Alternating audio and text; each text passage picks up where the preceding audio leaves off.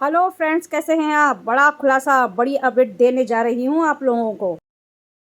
आप लोगों को याद होगा पिछले साल सीमा के घर पर अमित जानी एक फिल्म प्रोड्यूसर आया था फिल्म का ऑफर लेकर।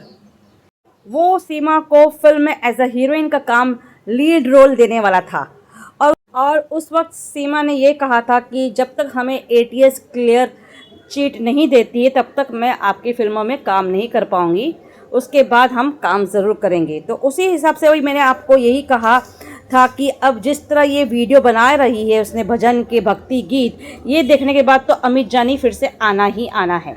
ठीक है, और दूसरे लोग भी, दूसरे चैनल्स वाले भी जो भक्ति गीत बनाते हैं वो भी आना ही आना है, क्योंकि ये जो हमारे एपी सिंह हैं इन्होंने दरवाज़ा खोल दिया है कि भाई अब कोई भी आ सकता है और सीमा को रोल दे सकता है, क्योंकि इनको पैसे कमाने की इतनी लालच पड़ गई है ना, तो पूछने की बात नहीं है।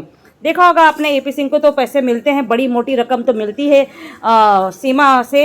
अब उसने रोल भी इसमें अदा किया है एज अ भाई उस वीडियो में, तो वहाँ से भी जाहिर अच्छी खासी रकम एपी सिंह को भी मिली है, सीमा हैदर को भी मिली है। ठीक है, तो उसी ज़रिए अभी हमारे पास एक स्क्रीनशॉट आया है, और वो स्क्रीनशॉट किसने भेजा है मैं वो आपको बता नहीं सकती हूँ।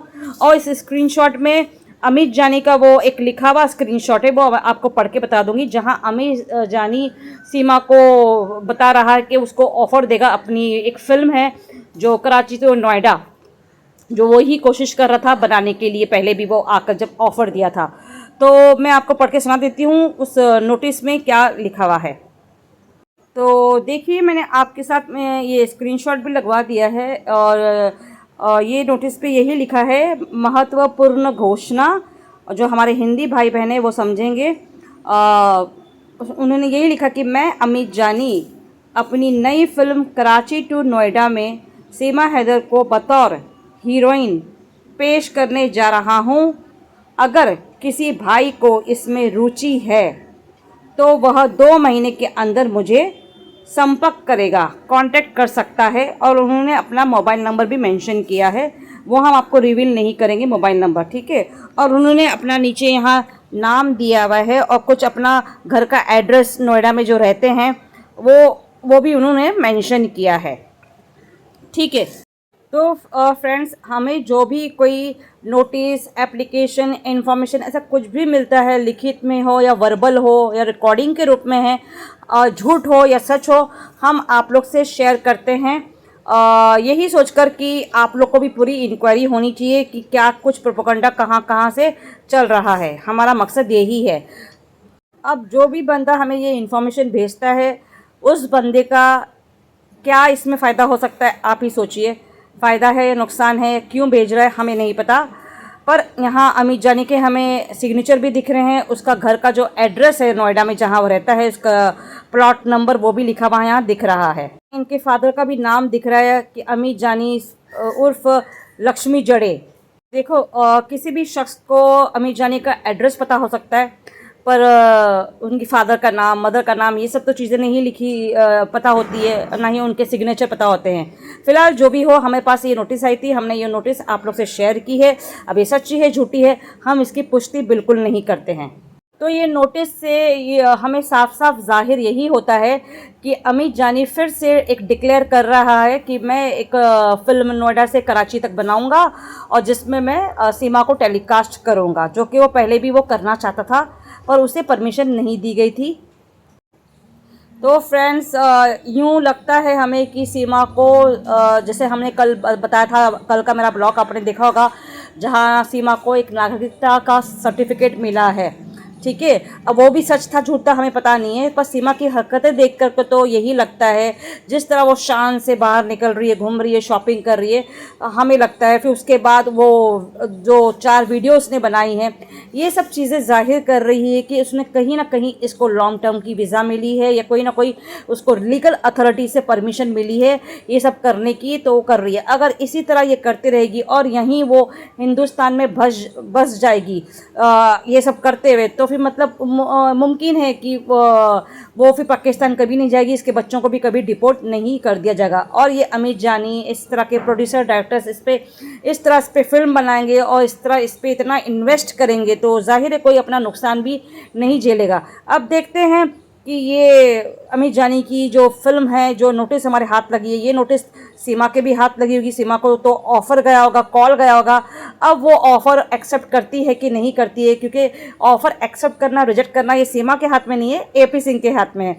और जैसे मैंने कहा था आपको कि अभी इसको ऑफ़र आने लग जाएंगे, तो ये हमारे सामने ये बात आ गई है। अब देखते हैं ये बात कितनी सचमुच है और एपी सिंह इस ऑफ़र को एक्सेप्ट करता है कि रिजेक्ट करता है, वो बाद में बात मालूम पड़ेगा। क्योंकि एपी सिंह को भी उसमें एक रोल मिलेगा, तो जाहिर है वो उस ऑफ़र को एक्सेप्ट करेगा। तो एपी सिंह तो अभी लॉयर नहीं रहा। मैंने कल भी कहा था वो लॉयर कम एक्टर बन गया है। और आपने देखा तो उसकी एक्टिंग, कितनी अच्छी एक्टिंग वो कर पाता है ना भैया जी की।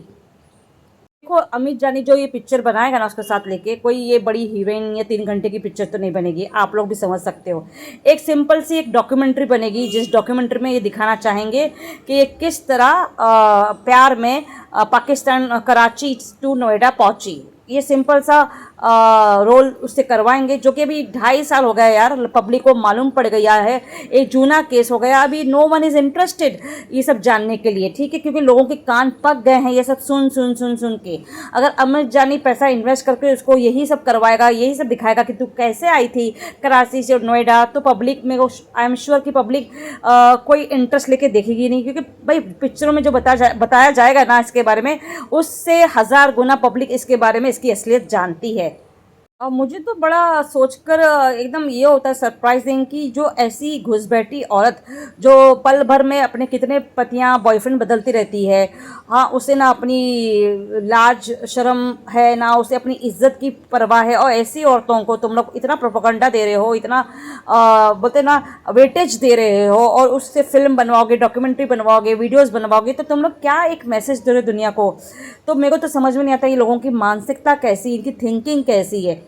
तो ये पब्लिक को इसको लेकर के जो फिल्म बनाएंगे डॉक्यूमेंट्री, पब्लिक को यही मैसेज कन्वे करेंगे ये लोग, डायरेक्टर, प्रोड्यूसर्स, ये चैनल वाले, भक्ति चैनल वाले की बीवी होके, 4 बच्चे वाली माँ होके कैसे घर से भागना है, कैसे पतियों को बदलना है, कैसे बॉयफ्रेंड को बनाना है, उम्र ना देखना है, ना 4 बच्चों की माँ देखना है, ना कुछ चीज़ का लिहाज करना है, और मर्दे पटाना है। मतलब इस तरह का मैसेज आप देना चाहते हो, इस भगोड़ी को लेकर के आप पिक्चरें बनाएंगे, डॉक्यूमेंट्री बनाएंगे।